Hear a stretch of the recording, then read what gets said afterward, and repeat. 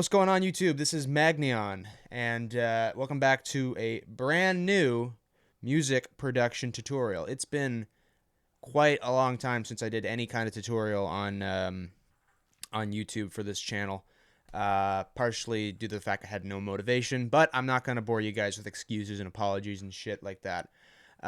Today is a special video because today I'm going to show you guys how to make Tearout Dubstep, which is probably one of the most popular dubstep subgenres right now. And I'm going to show you guys how to make it from scratch, show you guys how to make the basses, show you guys how to arrange it, make some drums, all that fun stuff. So let's jump right in. So step one, we're going to be working on the drums. So there's no real rule to what the drums are supposed to be in Tearout Dubstep. There are some themes that I think I hear some people use every now and then, but I really just think that most Tearout Dubstep drums are basically just the same as any other dubstep. You can get creative if you like, but you don't really have to. So I will just start by making a drum group here, and we'll select some drums that will be good for this drop. So I'm going to start with a kick snare group, and I will go and find some samples that I think will be good for that. I'm gonna do this kick. And then we're gonna do kind of like not a clap snare, but we're gonna do like a really airy kind of snare. Because one of the I think if there is any theme to any kind of drums in Tearout Dubstep, it's the way the snares sound. The snares are usually like very, very open and very airy kind of, and they usually have longer tails, but you'll see what I mean. So we're just gonna add this snare here. And then there's a sample that I would like, Shrunky Q Files Volume 1, who is, by the way, he's a really cool dubstep YouTuber. He makes a lot of really cool videos that I like personally. So go check him out. I'll put his YouTube on the screen, and I think this is the one I want. So we're just gonna do that, and we're gonna have this relatively longer, and we're just gonna sweep out the transient, and I'm just gonna have it more so at the end. And then when you listen to it,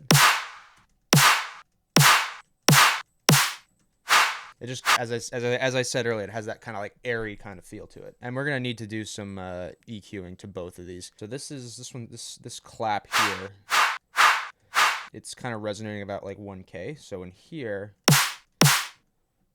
it has some stuff at 1K, but like it's not as important, I don't think. It's not really adding as much as this is, so we don't want it to clash. And maybe just turn it down a bit, yeah. And then I don't really want that much high end on here. So I'm just going to kind of decrease it. Maybe just roll it off the really, really top bit. And then we're going to... That way it doesn't clash with that, and it won't make it sound stupid when I compress it later. So then we're going to add a metallic ping. And then for that, there is another pack I have. I like that one.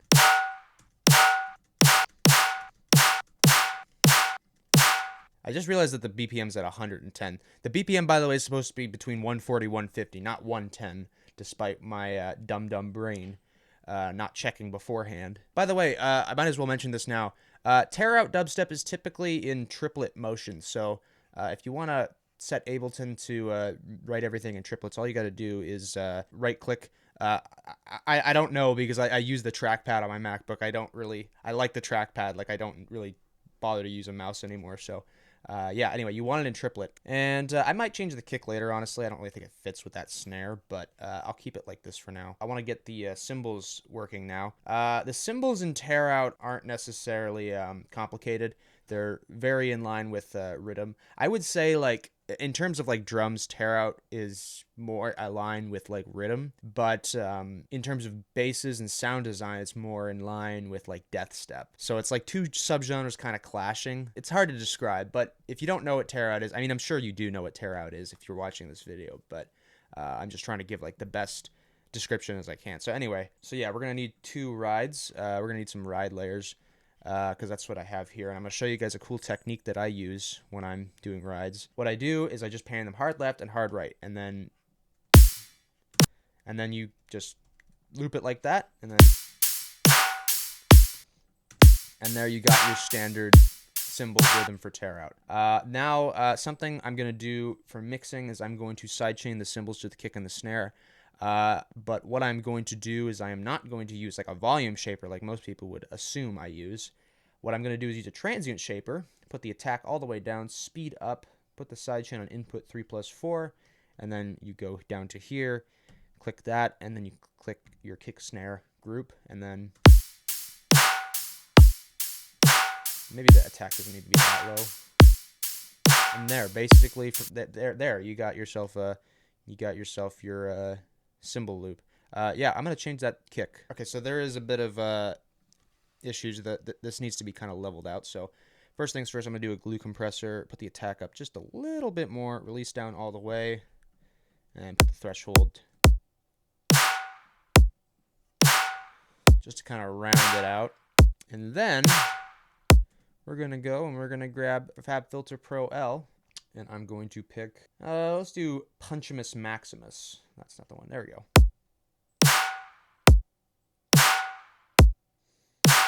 This transient on this kick drum, though, is way too hot. Like, that needs to be brought down. And now the transient on the snare, I think, needs to be brought up a bit.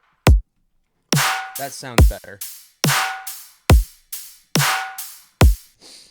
Very, very nice. Okay, let's get like some additional cymbals in here. Perhaps some hi-hats or whatever.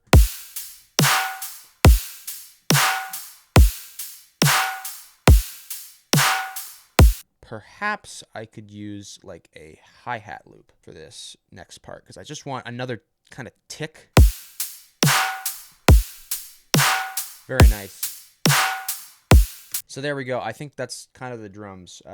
So step two, we're going to be making the Tearout gun bass.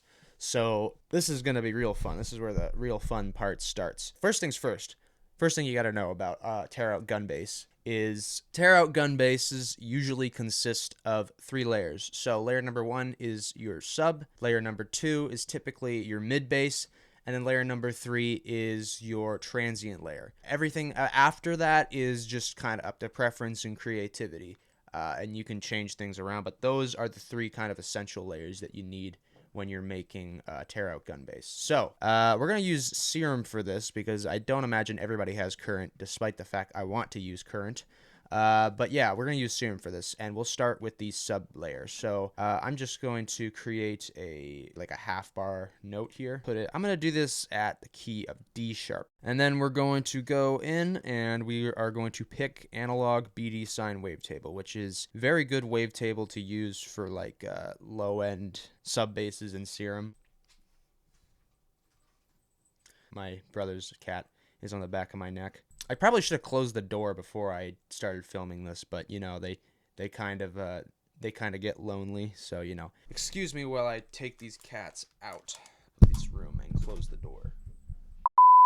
All right, so back to what I was saying. So the wavetable we're going to be using for the low end is analog BD sine, and I like this wavetable because it's a sine wave, but it has some like additional kind of harmonics, which makes it really good for like warm kind of low end. So we're going to use this, and first thing we're going to do is we're going to take envelope 2 and we're going to apply it to the coarse pitch, and then we're going to click option shift and click on the coarse pitch. I think that's like alt shift on Windows, and then we're just going to create a shape with the envelope like this, and then we have kind of like an 808 style sub bass, which is what we want. And then you can mess around what sounds good with the wavetable. One thing you got to do too, if you're working with low end of any kind, making any kind of sub bass, this is just a general rule of thumb. Put the random knob down to 0, so the phase always starts the same. Because if it doesn't, you're gonna have phase issues lining up your kick and getting your kick to fit with your sub bass. So, and then we're going to add a tube distortion, and we're just gonna put it up. I don't think too much, but you know, we're gonna do something like that. And then I want to add a noise oscillator, and then we're going to put an LFO on it. Put the LFO on envelope mode, and yeah, we kind of want to create that buzzing kind of sound. We're gonna get this chest thump. I think that's the one I wanted. And great, there we go. Okay, and now we're gonna get an EQ. I'm gonna use Pro Q3 for this, just because it's a lot more deliberate at what you can do with it. And then yeah, we're gonna want to make kind of just a dip around here. Maybe another dip here. So I'll freeze this for now, and then I will load up a new track, and then I'll just mute that. I don't need it playing. There we go. Okay, what we can do from here is we can get another serum and we can make the mid bass, which is going to be fun. I'm going to only make a quarter note bass because I don't really think we need anything longer, but we might. This is a new computer, by the way, so I haven't imported any of my standard wavetables that I use, so just give me a minute while I do that. Because as I said, I don't normally use Serum anymore. I use Current, but because I'm using Serum today, I should load up my personal wavetables or all the wavetables that I use. So just bear with me. Okay, we should have all my wavetables. There we go. We do. So we're gonna start with we'll do this wavetable here. I know that's a good wavetable. Nice squarey kind of wavetable here. And we're gonna start by just doing some basic wavetable movement. Now the key thing about a gun bass is that it's got to be kind of like stabby. So you don't want something that has like a lot of movement. I'll add something that we can use for a FM, because it's always cool to use FM for this kind of stuff. I'm going to do the same thing I did with the sub basses, give it that kind of pitch bend, but I'm going to do a master tuning.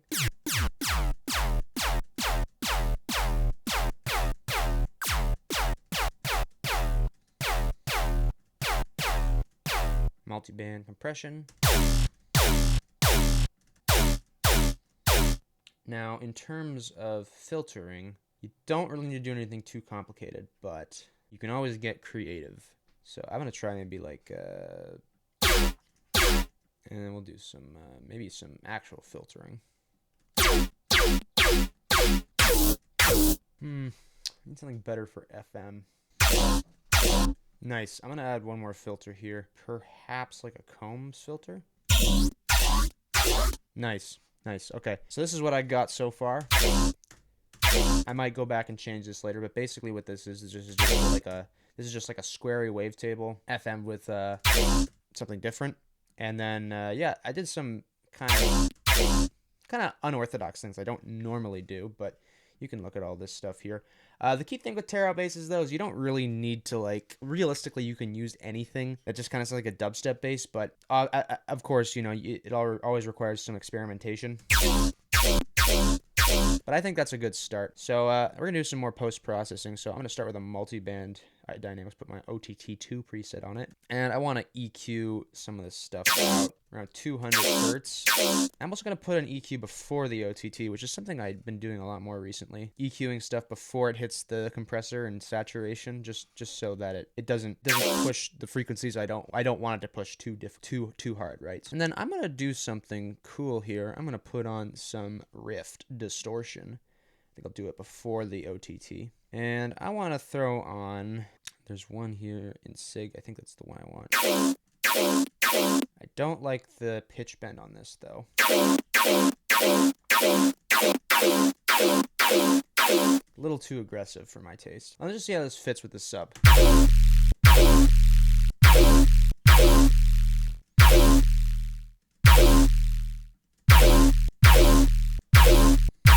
Interesting. Now, I'm going to do something creative here. I'm going to put some cluster delay on this. I'm going to group this too. Actually, I'm not going to use cluster delay because I don't think everybody has that. There's another delay plugin that I like that everybody does have if they use Ableton.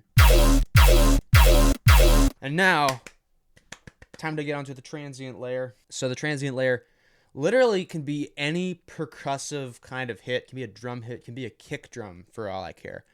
You just want something with kind of like a nice pop at the beginning. So I'm going to use a kick drum, but there's one actually I want to use that I know is on splice. So we'll just do that. And this is going to clash with the sub bass, I know, but you're going to want to shorten it. Perhaps, you know, with like a EQ, we can get rid of some of the low end. Let's change this patch up some more. Still think I should change this wavetable up, though. Well, as I said, yeah, we can change this up some more later. Now, there's one other thing I want to do. I want to add, there's a perk sample that I know. You can kind of do this if you want, but, like, sometimes you can add, like, a layer that's not super, like, transient heavy. You can add, like, a percussive layer, but it's not super transient heavy. Like, something like one sample I had in here. There, that one. This one exactly. This one, if it's not super transient heavy, but that's what we want. And you're gonna be able to tell how it's gonna affect the sound later. I don't know what note this is hitting exactly, so I'm just gonna kind of figure that out here. So I want it to hit D. So it says C sharp on Pro Q3. So let's try D sharp. Perhaps we can stretch this out. Maybe, I don't know.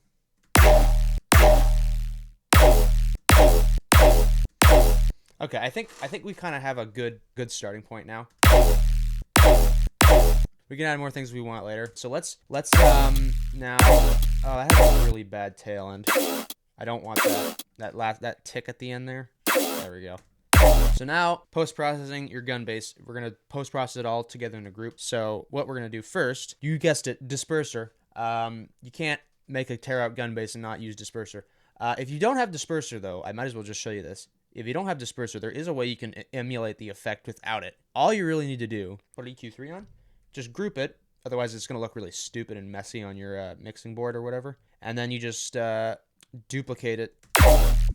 You just duplicate it. It makes the exact same effect. And you can mess around with the knobs or whatever to change the positioning and phase rotation and whatnot. But I'm just going to use disperser for this, because there's a lot more control. And I'm going to do 2 because I want this one to be on a lower kind of frequency and then this one to be on.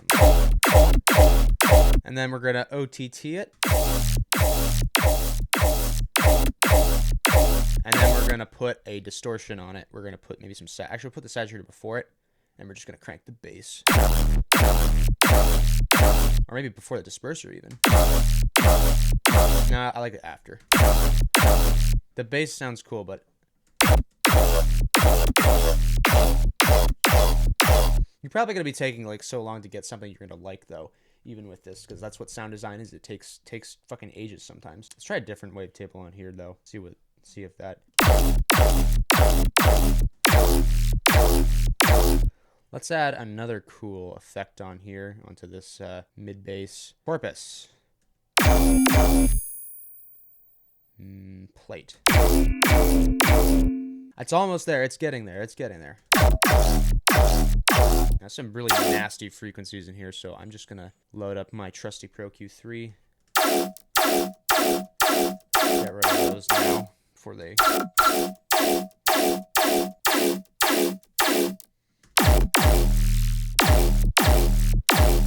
Let's EQ this again. 200 area. Usually anything between 100 and 200 is usually where you don't want it. You don't want too much buildup. So I'm just going to give it a little dip before it hits all the saturation. So that's awesome. Honestly, I think we got something going here. Let's add another transient layer though, because I kind of want something with like something a little more airy, kind of in the. Okay, maybe that would work. That sounds cool. Okay, no, I like that. That kind of doesn't really have a immediate transient, so that's kind of cool. We're gonna do one other thing. We're going to add a limiter to this. We're gonna do one more Pro Q3. Get rid of any other really weird frequency. Maybe just dial back this a little bit more. And then I want a limiter. Like that. Yeah. This mid bass though is still kissing me off.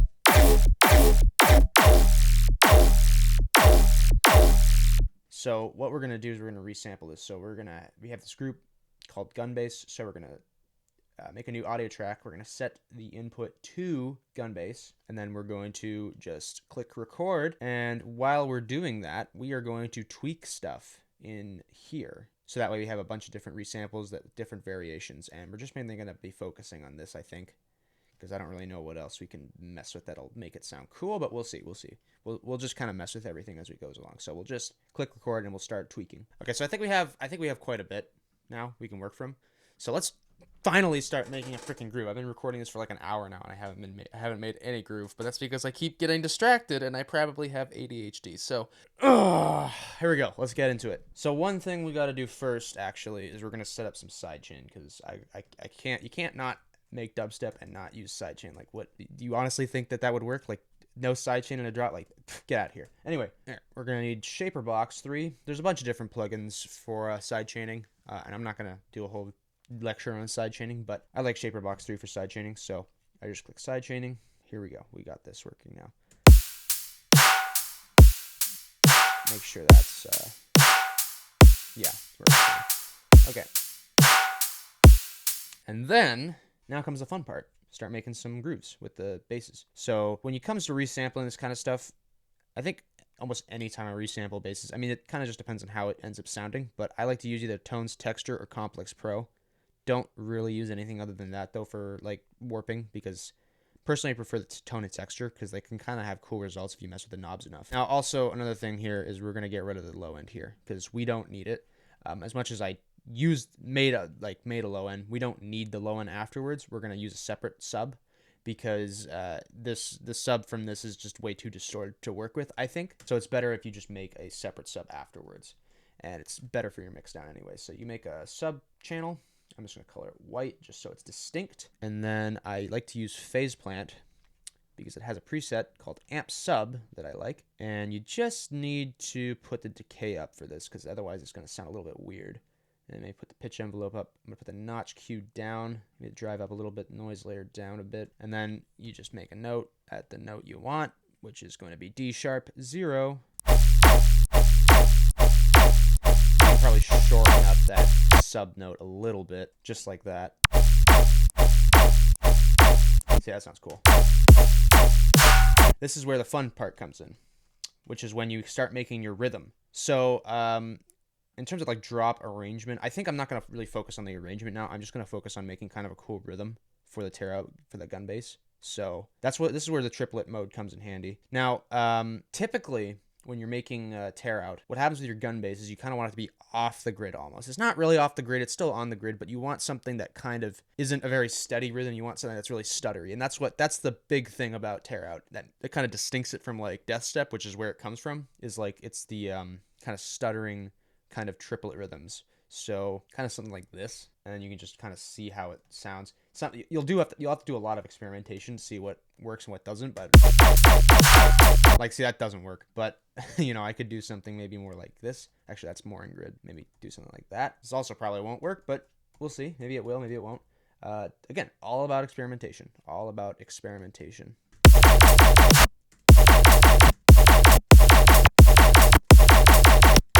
Oh, that's actually kind of cool. So yeah, that's basically what we're looking for. And now that's basically tearout in a nutshell. Now I want these clips. Here we go. And this is where the fun part comes in with resampling, is with the texture knob you can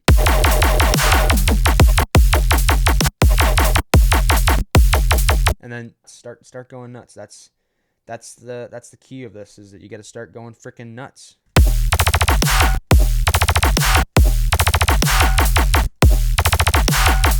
So we have something. We have somewhat of a rhythm now.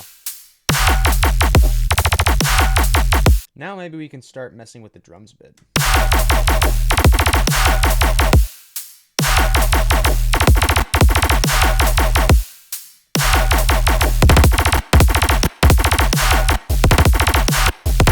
There's one kind of sidechain we did forget to do. So I put a crossover. I'm gonna start putting it at. I gotta start putting it at 200 because I learned this the other day that like 200 is probably the most ideal place to start cutting off your low end. So expert free external. Turn that on. Put the sidechain on kick snare.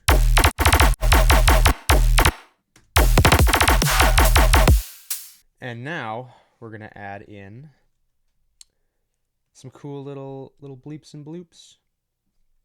Maybe get rid of that because I want to make like a yoy bass here, like a yoy, you know what I'm talking about. You know what I'm talking about. Distortion, downsampling.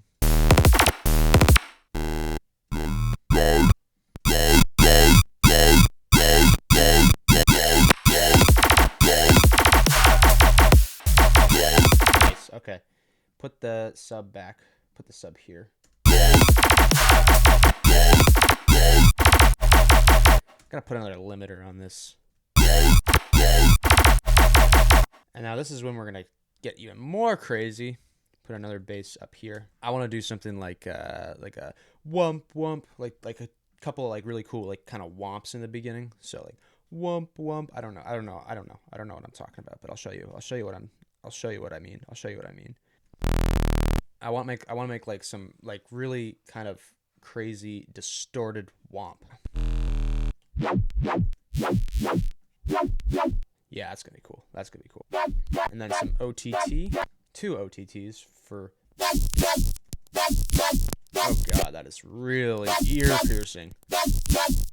We'll do another EQ and just at 200. Put that on the sub.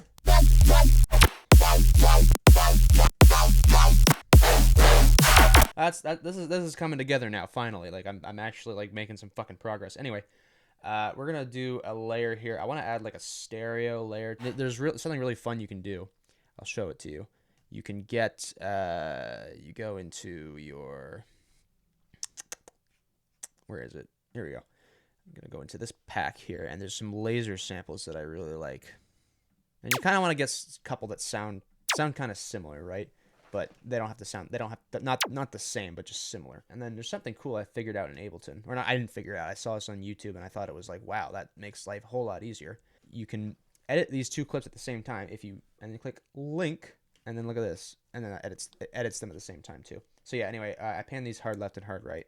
And then yeah, these will create kind of you want it kind of quieter in the background. And then yeah, that's basically what you do. It really helps out your see, I can edit them at the same time. You can do 2 clips at once if they're on top of each other, but you can't do it if they're side by side. Like I don't get why Ableton hasn't done that, and they're not doing that in Live 12, which is really disappointing. But anyway, they so easily could do it. I think they'd just rather piss us off than make actually good updates. But that's just me. Now there's one other thing I want to do here. I want to do like a kind of like a sweep up on a reverb throw is whatever it's called, whatever people call it. I have a rack for that.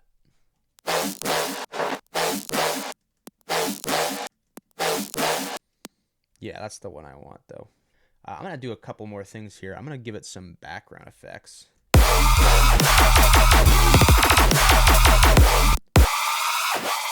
Yeah, and then I'll put a shaper box on this because I want it to go quarter note.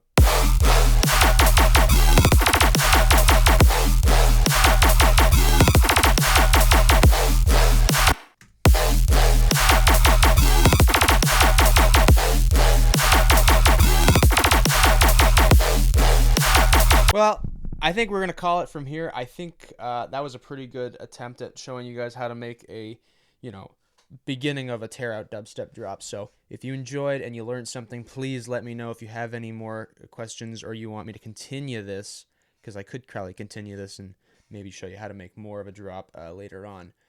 Let me know in the comments, and I will be starting to post more videos from now on because, as I said, I do have a new computer now, so it's a lot easier for me. It's a M3 MacBook Pro, so it's a lot easier for me to start editing and stuff, and my editing program and stuff like that just runs so well on this. So as I said, thank you guys so much for watching.